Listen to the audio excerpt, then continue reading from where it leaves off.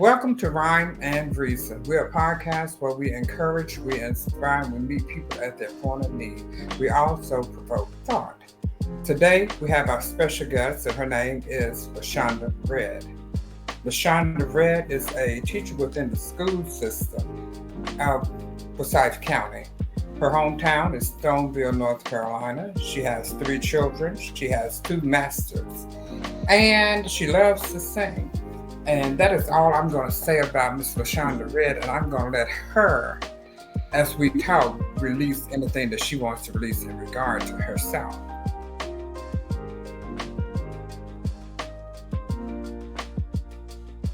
Our subject for today is the purpose-driven life. A purpose-driven life. So when you hear purpose-driven life, what do you think? Well, I think when you hear purpose-driven life, to me, that means that your life while you're here on this earth has purpose. You're destined and you are assigned to do something on this earth. You may not know what it is automatically, but as you live on, your true talents, your true gifts, your true ambitions, they'll come out. Mm-hmm. And then you will know, oh, that's got to be my purpose. I must do this while I'm living here on this earth. That's what I'm supposed to do, just like education.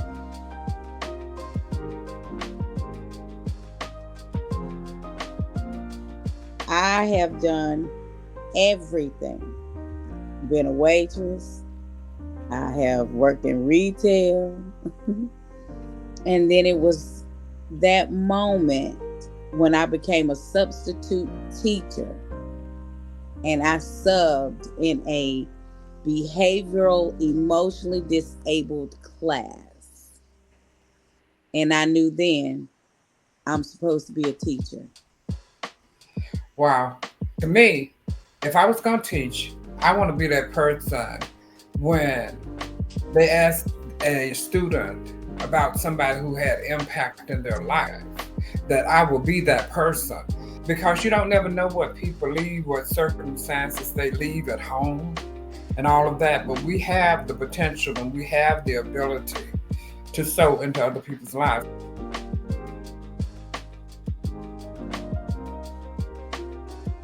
Well, now listen, are there any specific experiences or moments that clarified your purpose? I know you said that you went to this school, but what was it? What did you do? What happened? What changed all of that? I had a classroom full of boys. And they were middle school boys. Oh. Okay. And I had them the majority of the second semester because the teacher was going out on maternity leave and she decided not to come back. So I had these boys and they all came from different facets of life. Mm-hmm. I had this one particular boy. He lived with his grandmother and his brother. And I think he had a grandfather and an uncle. They all lived in a house. Mm-hmm. Well, he would come to school just with the worst odor you could possibly think of. He stank real bad. Had beautiful, beautiful curly hair. And his hair would be just as oily and dirty. It was almost like he just didn't care. And we were in a trailer. We was in like a pod. And so I was like, I told the assistant, I said, I can't do this with him in here like this. I would go and teach him. And then, I still taught, but the entire room just reeked. Mm-hmm. So one day I said, I gotta make him understand. I don't think he's understanding. So I pulled out a science lesson on germs and how they live and dermites and where they come from. And how can you get rid of them? Oh, they may not go just right then and there, but if you wash every day, if you take a bath, take a shower, even if you have to just take a little sponge bath in the sink. I was just going down the line. And then I said, you know what, guys, it's about to be springtime and it's going to get hot, very hot in here. And I don't want anyone to offend anyone, even down to myself. And I started to do my arms like this and try to smell myself. I said, I've got to be smelling good too. I said, but if everyone in here keeps their hygiene together, I'm going to give everyone a 100 for the day. You're going to get an A. So that means you can get an A for science. So do y'all want to work on this? And I said, raise your hand. Well, he raised his hand. Mm-hmm. He raised his hand. And so I'm thinking, oh, my problem is solved. He's gotten hold of this lesson. He's unlearned. Well, the next day, he came in and he smelled worse than that day. And I was going, oh gosh, he just don't get it. So finally, I pulled him outside. I told him I needed him to help me with something. Said he helped me. He said, yes, ma'am, real mannerable. And I said, listen, I said, do you have running water at home? Is it something that you need? I said, because Miss Redd is smelling a little odor from you, and I don't know why. Is it something that you need? And he let me know then that they didn't have running water. Mm-hmm. Mm-hmm. I said, okay, I can help you. Absolutely. So I actually called the social worker. I called the counselor to see if she could get me some products for him. Mm-hmm. And the social worker worked out something to where they got the water back on. And he was able to start taking showers. He was able to take showers. So he's one of the reasons why I said, okay, LaShonda, you can problem solve. You can help children. You can help their needs. Mm-hmm. You can explain to them in a way that won't embarrass them and they won't feel rejected or obsolete. You can do this. Mm-hmm. And he did. He started taking showers. And when he didn't do well on his shower, I would just look at him and I would call my principal and I would say, I don't think he's together today. And she said, listen, he don't have to sign out. I know where he lived, because he lived right down the street, maybe 3 or 4 houses down from the school. She said, tell him to check out of your classroom and go home. Call his grandmother, let him know he's on the way, because he was a walker. Right. And tell her what you need him to do and tell him to come on back to school. And he did. He would actually go home.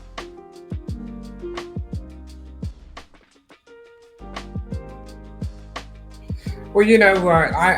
That right there, the impact that you can make in just one person's life. And the thing is, if we are who we say we are, we're not going to offend people. We're going to try to do as much as we can and do it in love. But when I think about that, even for the young man, the fact that you were able to impact at that level, that's an awesome story to me. That right there is an awesome story to me. Right.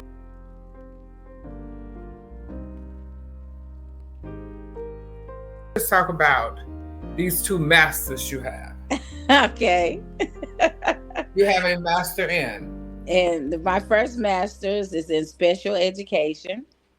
I work with exceptional children. Mm-hmm. And then my second master's is in school administration, educational leadership. That's awesome. See, there's nothing like going for what you know you need to get what you need to get right. To go where you need to go. So I think all that's awesome, and I think you're to be commended, because a lot of times people don't go past the high school diploma, let alone a BA or a master's or a doctorate. But so now, when you were pursuing your master's and things like that, and you had to be purpose driven on that. How did you stay focused? What did that look like to you?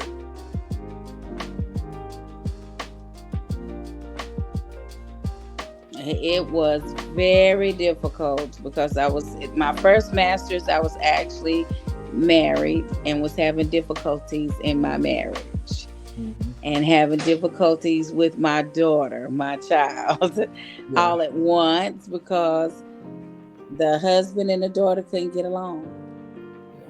And then the husband decided to do several things that he shouldn't have done while I was working 2 jobs. Yeah. I was working 2 jobs and getting my master's at the same time. So it was a difficult time for me. All I remember doing was praying, and then I joined Dion Owen and Renaissance Choir.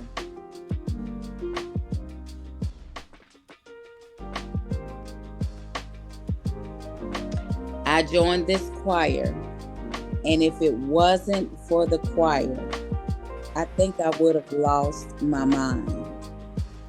If it wasn't for the choir, I think I probably would have done suicide because it was just that bad. The marriage was not going well. And I knew I had to finish my master's. And I kept saying, LaShonda, if you can finish your master's, then you'll get a better job. Because at the time, I was a teacher's assistant. Mm-hmm. I had left the county and then came back. And I had to come back as a teacher assistant with all the experience I had. That's all they had because I thought I was going to move to Georgia. So I decided to go back to school. And while I was sitting there, I said, LaShonda, you have to finish this because you're going to get a better job. Mm-hmm. You're going to get more money. And that's what made me focus.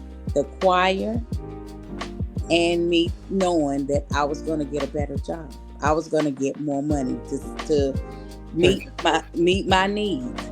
And that's what kept me focused in the midst of turmoil, in the midst of chaos.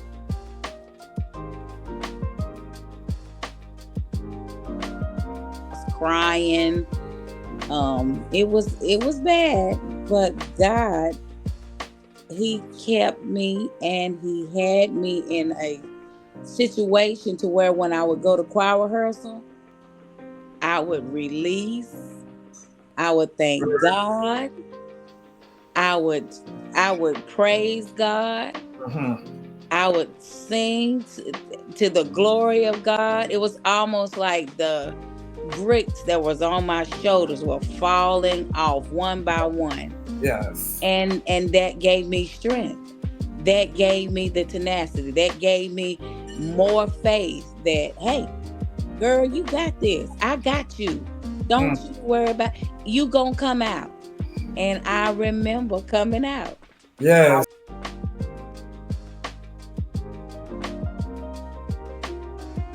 I remember coming out. Like yesterday, right? Yeah. Like yesterday. Miss Wanda, I'm telling you, I walked in and I had boxes.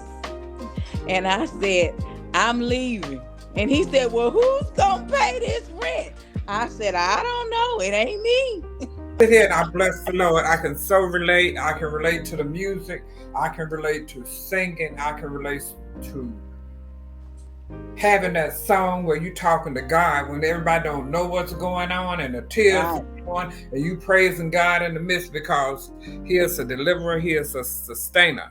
Bless God. So I can so identify for that pursuing and hearing. It's going to be all right. I got you. I'm bottling up your tears, but I got you. I'll keep you in the midst of your storm.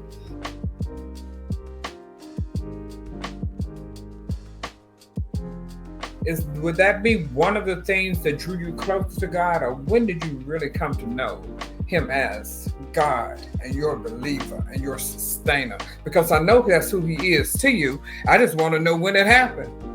Yes, it happened when I left.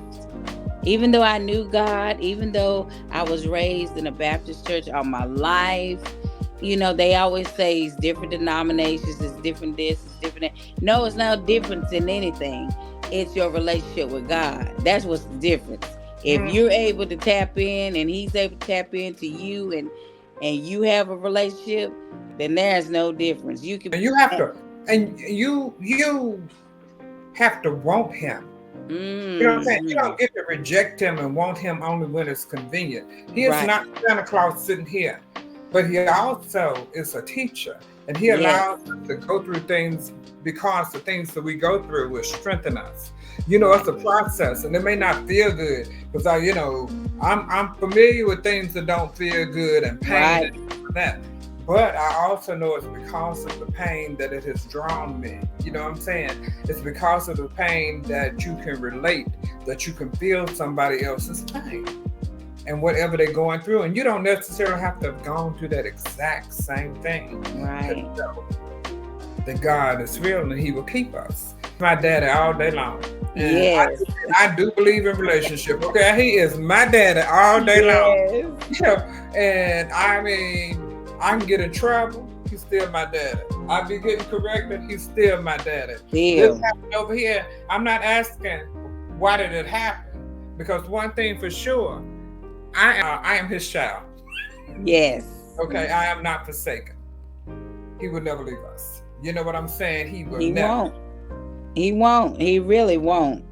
He really won't, because I'm telling you, 2011, I'm telling you, I had gotten a new apartment, and I sat in that apartment, and I used to sit there and just sing all kinds of songs, and they were healing songs. God would just tell me, I am your healer. I will heal your heart to where you won't have malice towards this man, where you won't be angry or bitter towards this man. I will heal your heart to where you'll be able to communicate with this man. Because it was times I was like, if I could just, what would happen if I just run him over with a car? You know what I mean? It would be stuff we know like it's that. an enemy, but I'm so glad that you didn't run him over with the car, because everything begins to be different. Right. And I would sit there, and God would say, LaShonda, don't think like that, because he's still made in the image of me. He's made in the image of me. And I let it go. I let it go after that, and just kept on singing my healing songs, and kept on singing with the choir. And I just became a better person for my children, for myself. I had to let them see their mother not gonna hate somebody. Yeah. I needed them to see that their mother could overcome and still show love and still pray for somebody who's done your mother wrong. Okay, so they're gonna see their mother be the overcomer over this situation. I'm not gonna be evil. But you learn how to love through that. You have to learn how to love through that, because part of it ends up being sometimes people don't know how to treat people because they haven't been taught how to treat people. Absolutely. Or we don't know that at the time. And besides that, especially if you're older than me, I think that you should have more knowledge than me. Not just streetwise, but just more knowledge. Right.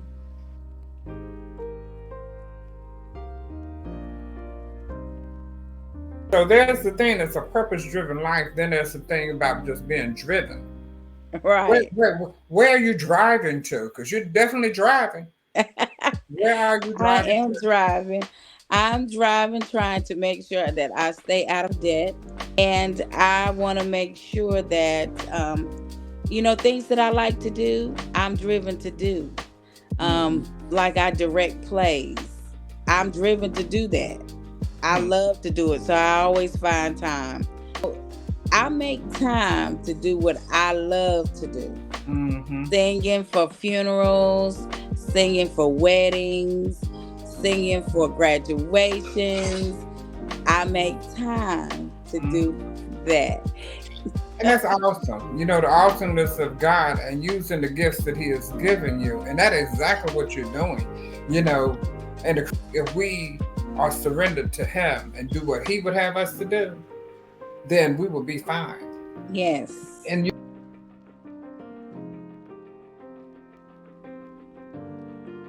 I know you like the choir and all that, but do you ever think that any of the things that you do are done just because you like to do them or because God said do them? Or do you ask his permission each time when you be like, oh, I know this all right, I can do this? I can't say that I ask his permission each time. And I can tell when I don't ask permission each time because it doesn't go well. Or it seems to have some hiccups in it.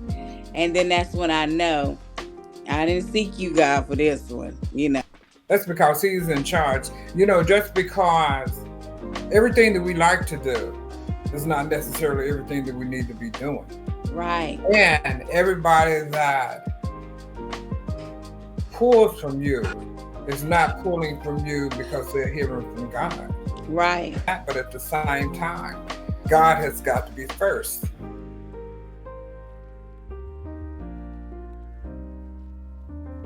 I'm guilty of not consulting sometimes and then be out there on a limb like, oh my God, right? How did I get here? You got there because you didn't seek me. That's exactly how you got there. Right, absolutely. Then you're wondering why this process is doing and it's havoc in your life. Right. That's why you need accountability. I talk to people all the time about having accountability people in your life. And I mean, accountability people that love you. Right. Not just anybody. Because if their agenda isn't right or their heart isn't right, they're not going to hear what God is saying anyway. It's the test. Right. How will we handle whatever we got going on? How will we make sure it's God that's in charge? So if God is ruling our lives, then truthfully, we should consult him. Do we always? No, we don't.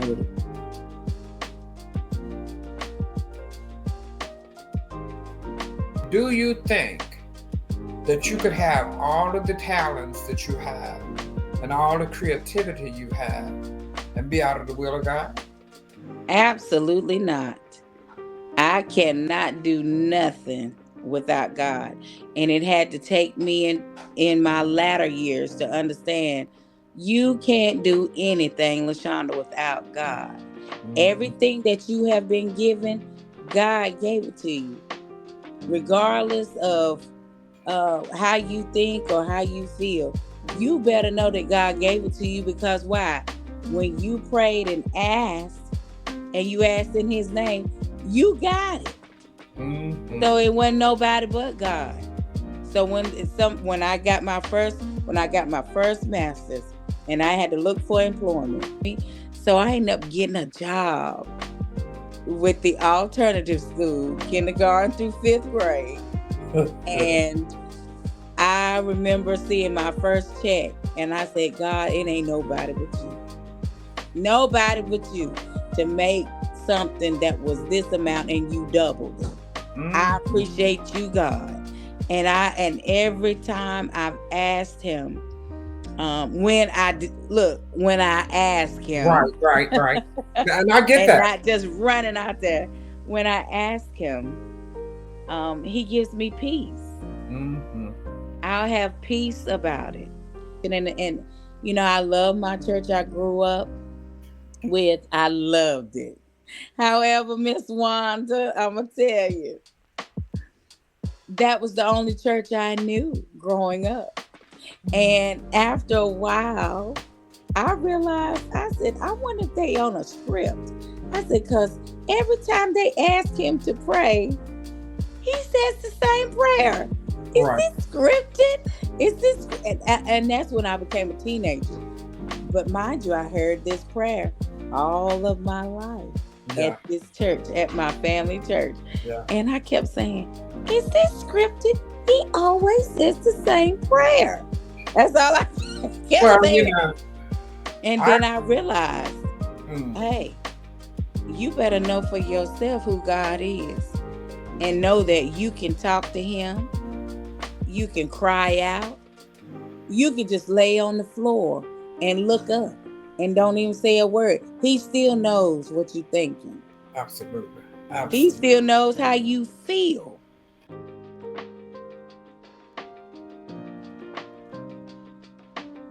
People that um, that are driven to do the things that God would say do you have any practical steps or advice that you would like to give them, or how important it is to get where you're thinking you need to go and what would they need to do? Well, the first thing is to always put God first. Mm-hmm. He's gonna give you peace about it. First of all, you're not gonna be confused, and it's not gonna be chaotic. He will give you peace. The next step is that the idea, when you have an idea, normally they come from God. They come from God. And it's up to us. Because He's given us the gifts and He's given us the talents, He's given us the knowledge. It will be up to us to make it come to fruition. Mm-hmm. So He's always going to have a step ahead of us. He already knows the plans that He's had for us Yes. from the time we was born. He already knew.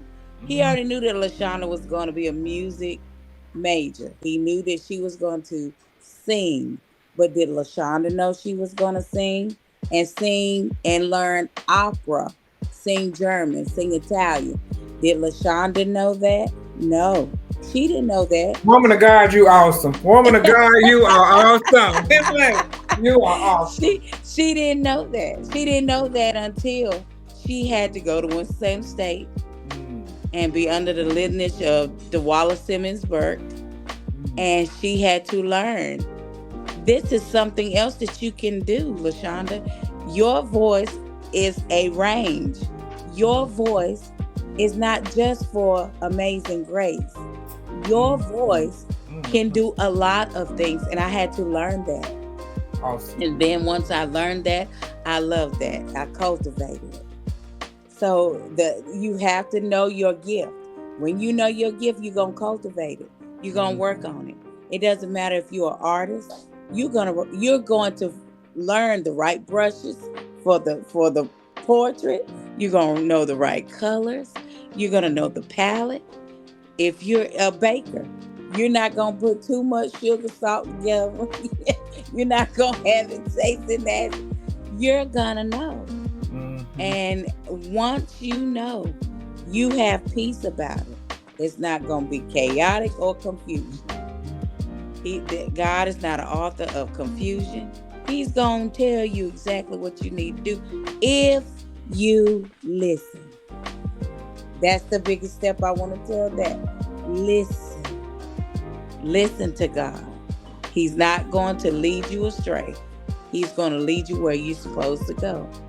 And He will keep you in perfect peace. Mm, mm, mm. Awesome, woman of God. Awesome. Awesome. I truly have enjoyed talking with you. I really have enjoyed talking to you. And for our listeners, we hope that y'all will come back for the next podcast that we do. But I just want to thank you personally for taking your time based on your life and just thinking it not robbery that we could minister in this way. And I pray that we have touched somebody some kind of way and that they would gain or gather what they need to gather from what we're doing. Right. Yes. And I thank you so much for Miss Wanda for inviting me. I've enjoyed speaking with you and talking with you on this subject. And I just want to tell the listeners the last thing: purpose driven life is a God life that He gives you. Ooh, amen. Amen. Y'all better act like y'all know. I just got schooled by two masters. You take care. Okay. You too. Thank you again.